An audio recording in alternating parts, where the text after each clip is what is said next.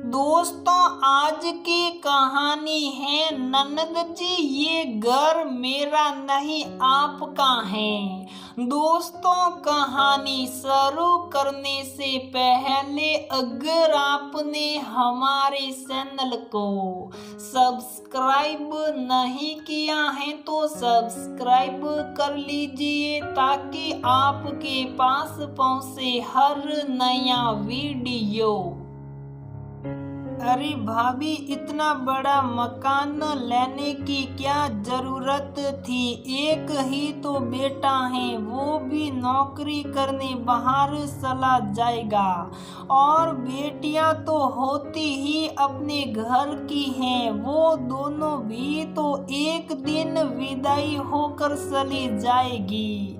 मनीषा ने अपनी भाभी सुनैना से कहा। जब सुनैना ने मनीषा के मकान के मुहूर्त में आने के लिए फोन किया, दरअसल सुनैना की सास ने ही बेटी को फोन करके कहा था बहू का दिमाग खराब हो गया है, इतना बड़ा मकान ले रही हैं, दोनों लड़कियां बड़ी हो रही हैं, उनके भी शादी ब्याह होने हैं। बहू ने तो सुहास को पैसा कमाने की मशीन समझ रखा है, जो इतना पैसा खर्च कराया है। इसलिए मनीषा ने सुनैना से बात करने का सोचा। इत्तेफाक से उसी समय सुनैना का फोन आ गया। दीदी, एक कमरा हमारा और एक माँ बाबूजी का, उसके अलावा तीनों बच्चों को भी अलग अलग कमरा चाहिए, एक कमरा आपके लिए और एक गेस्ट रूम। इतना तो चाहिए ना, घर बड़ा भी कहाँ है, 2 कमरे नीचे के फ्लोर पर हैं, बाकी सारे कमरे तो ऊपर के फ्लोर पर ही बनाए हैं। सुनैना ने बहुत आराम से जवाब दिया, लेकिन भाभी, इतने बड़े मकान की देख देख और खर्च भी कितने बढ़ जाएंगे, और अब कहो पीहो भी बड़ी हो रही हैं, उनकी शादी ब्याह के लिए भी पैसा चाहिए। दीदी, जब आप आएगी तभी इस बारे में बात करेंगे।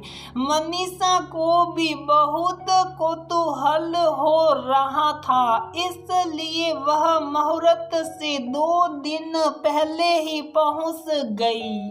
चाय वगैरह पीने के बाद सुनैना ने बेटे शुभ को आवाज लगाई, शुभ, बुआ जी का सामान उनके कमरे में रख दो, मेरा कमरा है तो आपके यहाँ माँ के पास एडजस्ट हो जाऊंगी। मनीषा ने हंसकर बात टाली, और जब नंदोई जी आएंगे वो कहाँ एडजस्ट होंगे, बाहर दीवान पर, ना तो बाबूजी आराम करेंगे और ना ही आपके भैया और ना ही नंदोई जी। ये सुनकर मनीषा चुप हो गई। वह सोच में थी कि भाभी कह तो सही रही हैं। फिर सुनैना ने आगे बोलना शुरू किया, दीदी, अब तक आप अपने मायके में रहने आती थी तो आपका सामान भी इधर उधर बिखरा होता था। आपको जब आराम करना होता तो कभी माँ जी के साथ तो कभी बच्चों के साथ एडजस्ट होना पड़ता। मैंने महसूस किया है कभी आपको सुकून का आराम नहीं मिला, क्योंकि जब मैं अपने मायके जाती हूँ तो मुझे भी कभी सुकून नहीं मिला। मेरी शादी के बाद मेरा कमरा भाभी ने बच्चों का स्टडी रूम बना दिया। अब जब भी कभी मायके जाती हूँ तो कभी माँ के साथ तो कभी बच्चों के साथ, ना ही बच्चों को आराम मिलता। क्या शादी के बाद मायके जाकर कभी अकेले में आराम करने का मन नहीं करता? इसलिए जब परिवार बड़ा हुआ और उस 2 कमरों के मकान में एडजस्ट करना मुश्किल हो गया तो आपके भैया ने प्लॉट लेकर 3 कमरों का बनाने का सोचा। तो मैंने कहा नए मकान में दीदी और दोनों बेटियों का कमरा अलग होना चाहिए, लेकिन हमारा बजट इतना नहीं था कि हम बड़ा प्लॉट लेते। तो हमने निश्चय किया कि हम दूसरी मंजिल पर एक्स्ट्रा कमरे बनवा सकते हैं। अब हमारी मुश्किल सुलझ गई। इसलिए आपका और दोनों बेटियों का कमरे इस नए मकान में बने। दीदी, मैं नहीं चाहती कि मेरी बेटियां भी शादी के बाद जब भी मायके आए सुकून का कोना ही तलाशती रहे या अपनी भाभी के ऊपर निर्भर हो जाए कि वो उन्हें कहाँ जगह देगी।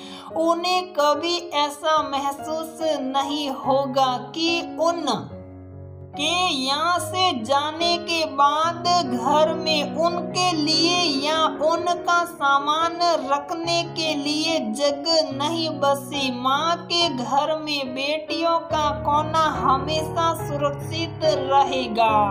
बेटा बहू को भी हमेशा यही लगता चाहिए कि इस घर पर बेटियों का भी हक है। वो जब चाहे आकर रह सकती हैं। ये सब सुनकर मनीषा की आंखों में आंसू आ गए। सुनैना के गले लगकर बोली, भाभी, अगर आप जैसी भाभी हो तो कभी किसी लड़की को अपने मायके में अपने लिए कोना नहीं तलाशना पड़ेगा।